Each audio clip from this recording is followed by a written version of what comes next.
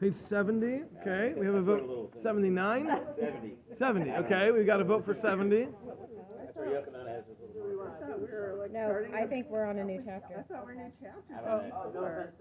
Yeah. What page? Give me a page. Oh, 75. What does it matter? You don't have the same pages. Okay, what new chapter? Tell me. 5. 74. Spiritual realm. Am I right? Am I right?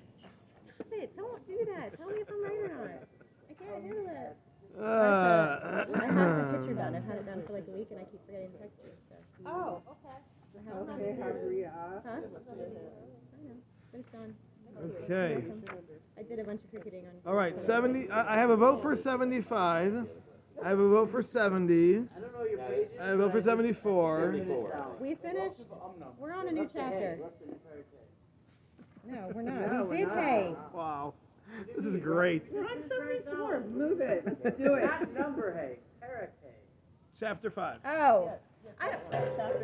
Chapter 5. You know, All right. someone needs Sounds to like send me home a sheet got a that has consensus. like the numbers and the letters to the numbered situation because I always mess that up. Thank you. So when my Correlation. kids bring home their homework and they'll say like, you know, Derech, whatever, hey, whatever, and it's, you know, right, well, I don't know that. So, Count the letters. yes, I could, but that takes entirely too much time. Yeah. So. Short on time these days, you know. Getting all the way to hay. You That gotta can take a memorize while. that hay is fine. Once you got that, you're good. I guess. But it's kind of like, No, you know, not at putting all. things in alphabetical order at 41 years old. I All still right. like ABC. Okay, there's another book here, by the way, You know, if anybody wants it. Ooh. Remember Johanna? Remember Johanna? Johanna, sure. Yeah. You know how much Hebrew she knew? Oh my Oh, gosh, yeah, she was I making know. brachos She with the was- kids. Yeah. She was teaching my kids brachos. Yeah. You can help me get my full day Hebrew. Okay. Back when they used Right to there, do the little homework one in front of Michelle. I miss her. All right, let's get started. Okay. All right, we are on chapter 5. Some of you got it right. Good job. What page? 74. 74. All right, so we are starting something entirely different. As of the distance that I've gotten through, it's really not related at all to what we've discussed until now. It might get back to it to tie in at some point, but as of what I've seen so far, it's really not related. So even if you haven't paid any attention or remembered anything that we've done until now, no excuses. Okay. Get in while you can. Forgot my notebook. Darn it. Sorry. Okay. All right, here we go. Parak Chamishi, chapter 5. Bechelke habria u'matzveihem beprat. The different elements and parts of the creation and each particular situation. So, as we learned in the very beginning, the introduction to the whole Sefer, we learned that Ramchal is a very big proponent of splitting things into their proper categories. Everything needs to be properly identified, categorized, cataloged, to make sure that you know exactly where everything fits and how different pieces work together, fit together, and correspond with their corresponding parts. So, this beginning section here is going to seem very simple because it's essentially all he's doing. He's really just labeling different parts and pieces, so there's really not much depth to what we're about to do, but as we go on, we'll get into it more. All right, so here we go. Aleph. Chelkei haklal habriya shnayim. The parts that make up the entirety of creation are two. Gashmiyim v'ruchmiyim. We have that which is physical and that which is spiritual. Everything fits into one of those two categories. Hagashmiyim, the physical, hem hamurgoshim mechushenu. The way we define something physical, gashmi, is that we can sense it with our senses. Our physical senses are able to detect it. And those are split into two parts, those which are below and those which are above. Okay, so we're going to now list those. The things that are above in the upper realms.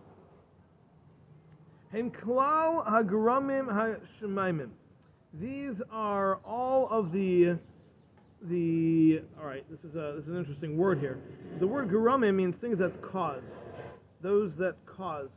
So the things that cause in the heavens. So what does that mean? So we're going to talk later on about how the celestial beings, the zodiacs and the constellations, the stars, the planets, how all of these things have a purpose that affects us. And we're going to get into what that is exactly as we go.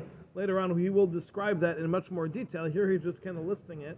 But that's why he calls them grumim, meaning we shouldn't simply view them as fireflies in the sky, right? They're not just there to look pretty. They all have a purpose, they all do something, and they're each placed with precision. As we say in our davening at Ma'ariv, that we note the fact that Hashem has placed every single star in its place, in its system, in its cycle. It's all there with purpose and it accomplishes. So we don't want to simply view them as chunks of rock or balls of fire. These are celestial beings that actually have effects. They do things. That's why he calls them grumim. These are causative. These are things that cause things to happen. Yeah, every star has a name. Every star has a number. It's not simply just to keep track, but there is a purpose to every one of them. So that's why he doesn't call them bodies. He calls them grumim, causes. These are the things that cause other things to happen. So that's these are the upper physical things. Dahainu, good morning. Dahainu, these are hagalgalim kechvehem. These are the cycles and the stars. Take a seat.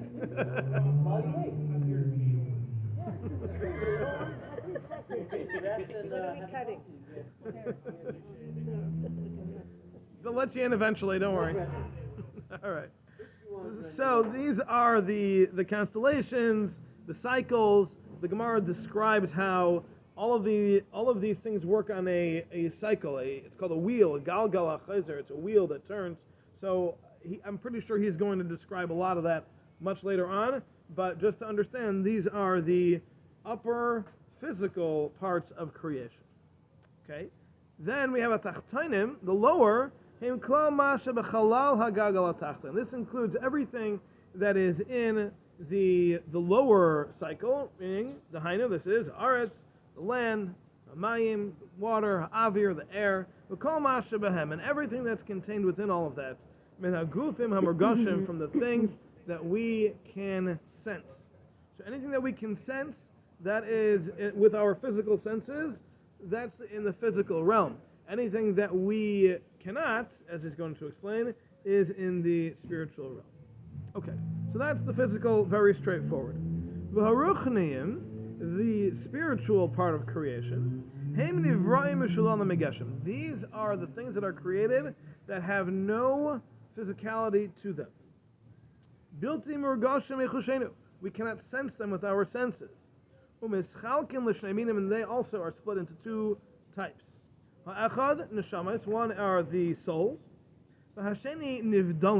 and the second are those which are apart. Okay, so he's going to describe what that is, but here it translates it as transcendent beings. Okay, so we'll describe what those are, but they are not angels, but they are spiritual creations. Okay, so we'll get into what those are shortly.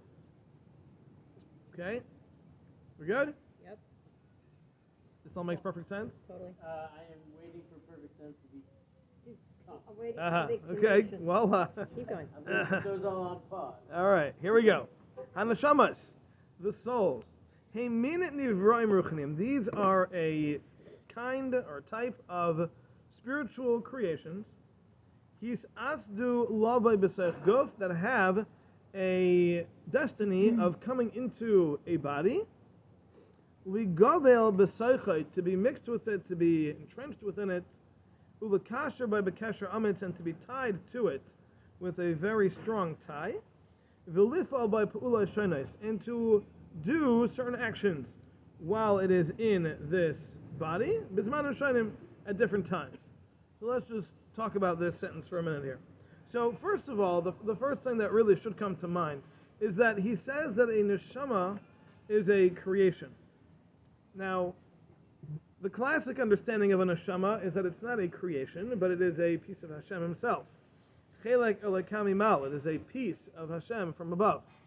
So, in that sense, it's very difficult to understand what he means that it's a creation, because it doesn't seem to be a creation. It seems to be part of Hashem, who's certainly not a creation. He is the creator. So he brings on the bottom over here that in Adir B'Marim, one of Ramchal's deepest works, he discusses how all of that works together. And Klach B'Sei Chachma, these are where he discusses his very Kabbalistic kind of stuff. And apparently he describes it over there. I didn't look there. I don't know what it is. So I am not going to try to answer how he understands the definition of a neshama. So let's take it at face value, though, for now, unless I find in one of the other commentaries that I have, I didn't get through all of them. Maybe someone does give a little bit of a description, but as of right now, we're just going to leave it at this. He's understanding that it's a creation, and neshama is a created being, and we're going to leave it at that. Okay. Now, the next thing he says was that we're dealing with every neshama is destined to go into a body. So we already learned how that connection works and how the relationship between body and soul is not a temporary one. It's temporary in this world, but it is going, that's the lapse in connection between them itself is temporary, meaning that after the resurrection, the body and soul are reunited. So essentially every neshama has a body that it connects to, and that's its permanent connection. That's where it's going to be forever. So even though there is a break and what we call death, and there is that separation, but after that it gets back together. So that's what he means when he says bizman and mishanim at different times, and it accomplishes different things, because as we learned, while we're living here in this world, the neshama is trying to get us to feed it. It's trying to get us to do the right things and listen to it. But after the resurrection, it then functions to purify the body and to elevate the body, which it cannot do before death. Right? And we learned all previously. But that's what he means, that there are different things that it does, and at different times, referring to those different components. Okay? Good.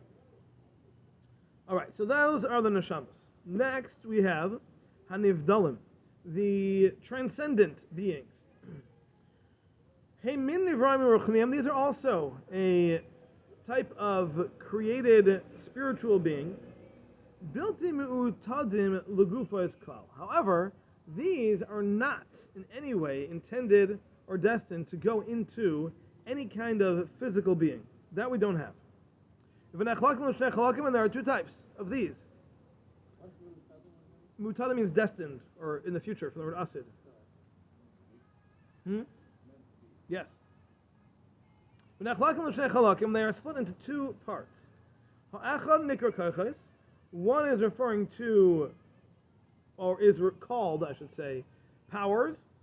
And the second are called angels. Now, when we use the term angels, that could be very misleading.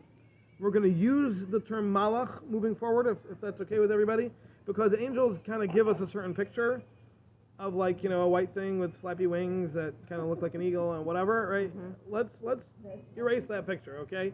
So we're not going to try to describe them, at least not yet. He might later. But as of right now, he's not describing them. So we're just going to call them malachim, okay?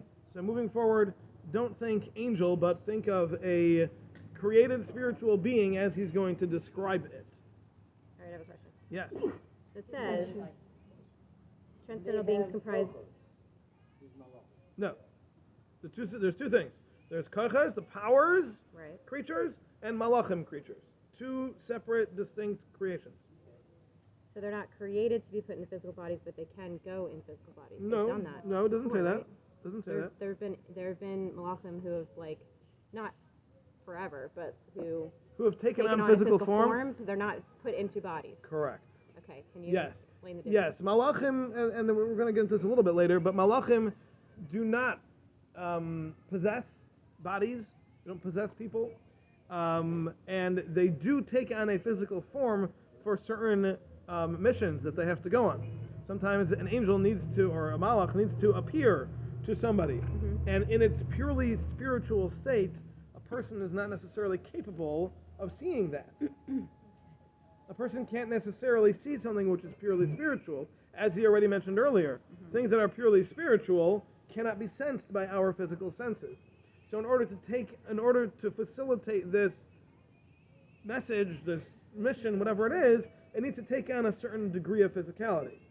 So when the Malachim went to go visit Avraham, and they were eating and everything, they weren't actually people, but they looked like people, because that was their job at that time. They had to look like people in order to have this conversation with Avraham and all the things that went on. So we wouldn't be able to distinguish. No. Avraham wasn't able to distinguish. Right. We certainly wouldn't be able to. Okay. Cool. Okay. That's my question today. Good question. Done. You're done. All right. Thanks for coming. All right. Next. V'gam heim memalois rabbis rishonos. Now the malachim have many different levels and types. V'lahem chukim tivim b'mitziusam, and they have certain rules and laws of their reality, their existence, kafima aleseim adragaseim, based on their level and their different ranks, yes, and all different components that make up every different kind of malach. Everyone is going to be different, and therefore it's going to have different parts and different descriptions, and is just going to be made up differently. To the point that we could really call them different species of the same creature. Shuhu asuga malachi. This is the category of malachim.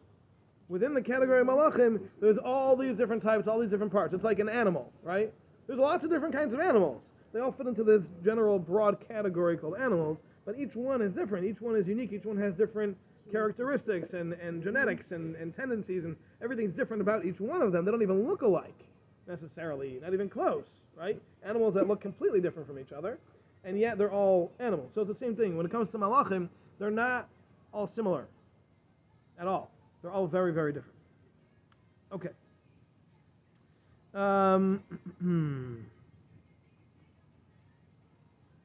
Okay, good?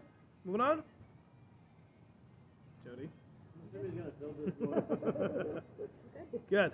All right. Yeah, we'll get into more of this Trying not as to we go dance on. to the music. I was going to say, I can tell where your ears are. All right. No, I'm multitask. Stop. V'ulam. However, nimtza min echad shel nivroim. There is one type of creation, shehu kimai emtsai, which is an in-between, bein ruchni v'gashmi, between spiritual and physical. V'hainu, and this means, sheba emes einoi murgash mechushenu. In truth, it's not something that we can sense with our physical senses. V'gam einoi nigbal b'chol gvulei hagashem, and it's not limited by all the limitations of physical things. Hamurgash, the things that can be sensed and felt. V'chukav, and the laws of physics, they don't apply to these creatures. And that's why people call them incorrectly spiritual. Meaning, they're not bound by physical attributes, so therefore people make a mistake and think that they're spiritual. But that's wrong.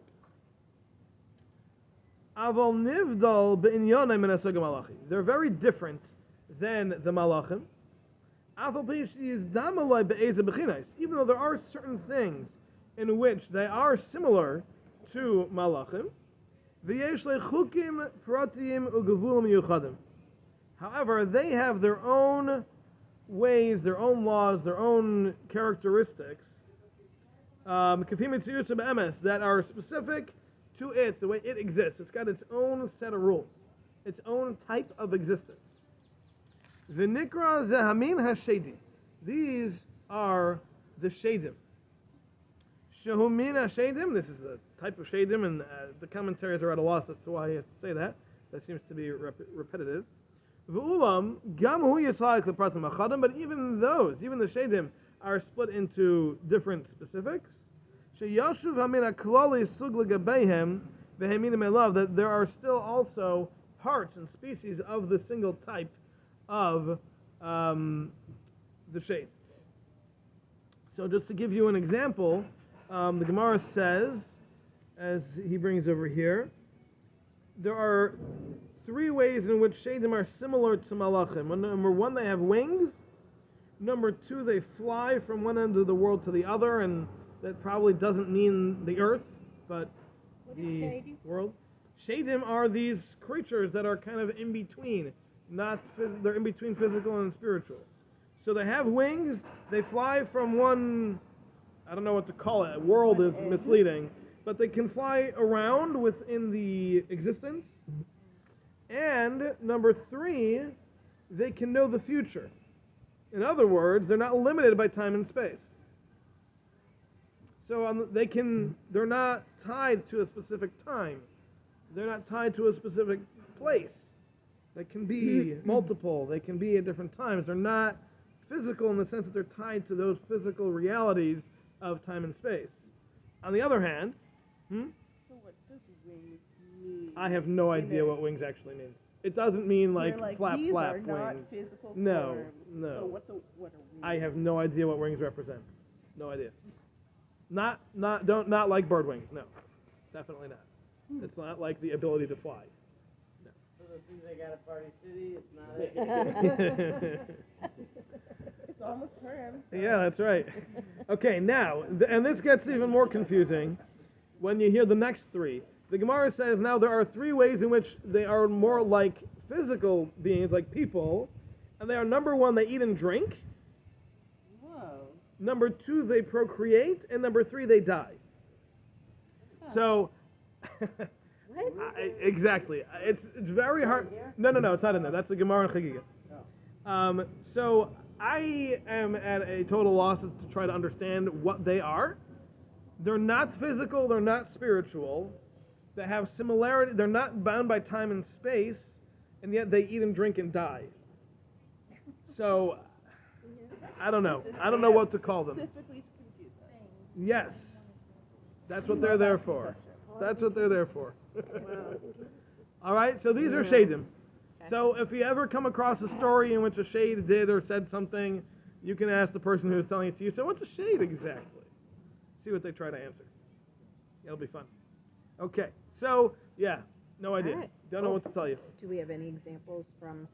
Oh yeah, the Gemaras have all sorts of discussions about shadim and what they do and conversations. Some Hamel captured the king of the shadim. Yeah. Ashmedai. Do they have free will? It's a good question. He didn't describe it. I'm going to have to assume. No. And I don't know if he's going to describe them later or not. At least on the bottom of this one and the other two that I've seen, no one says that he's going to talk about it later, but I don't know. He might. If they're not malachim and they're not human beings, so then which one are they more dictated by? They're half and half. Are they half and half? Well, they're not limited. They're something else entirely. But they share. He wants to know what they're similar to, and I said they're similar equally. There are three ways that they're similar to man, and three ways they're similar to malachim. So it's like, I don't know. Is that like the exhaustive number of ways that they're similar, though? The Gemara only mentions three. So I don't know if those three represent their categories, and there's all sorts of parts that are part of each of those categories, or they're specific and limited. Couldn't tell you. We didn't say what a mouth purpose is either. Well, we're not there yet. But we said what an neshama is. Purpose was the... It didn't say the purpose. It says what it does. Yeah. So far, Yeah, we but I just mean, had but the one. whole first section that we finished until here, Parak Gimel and Daled, was all describing the purpose of the neshama. So that he's probably not going to get back into, because that's what was the whole beginning of the sefer. Covered it so fast. Right. Yeah, that's really already been covered. But they could actually possess a human being. Can a shade possess a human being? No. We have no. There's something called a dibuk. Different. Yeah, dibuk. He doesn't We have those in our We house. have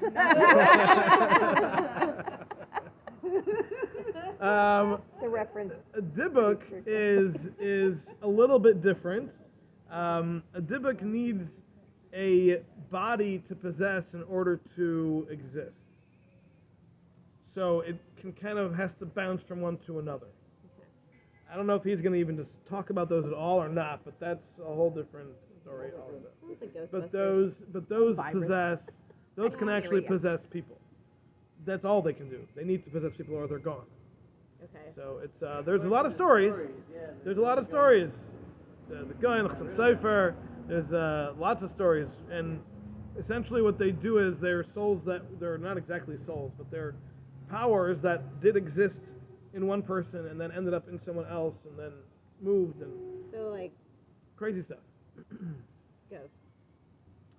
Ghosts? I don't know. This sounds like Ghostbusters, does it not? Take a vacuum. Yeah, that's I'm right. saying that like it sounds like Ghostbusters. tortured souls that didn't do their life. You know, Keymaster, Gatekeeper, anybody? No? I listen. I'm just saying I don't know enough about them. That's fine. But there are definitely very well done. There are recordings. Do you hear that in Yeshiva? You heard the recordings? Yeah, they have recordings because there were some Dybbuk that were in very recent history, and yeah, they have I wonder recordings. if there's any downtown, because you know there's lots of ghosts downtown. There. I'm serious. They have the ghost tours. We can have. The whole We point can is have that they're Dybbuk not tours. It's all made up. Yeah. Right. No, they possess people. I know. So, I understand. I'm like just making jokes. the one that the recording is of. Yeah. It's a woman, but in an old man's voice. Rosemary's Baby. Yeah, I mean it's Y'all, I'm freaked out right now. yeah. It's Okay. crazy stuff. I'm done. Anyway.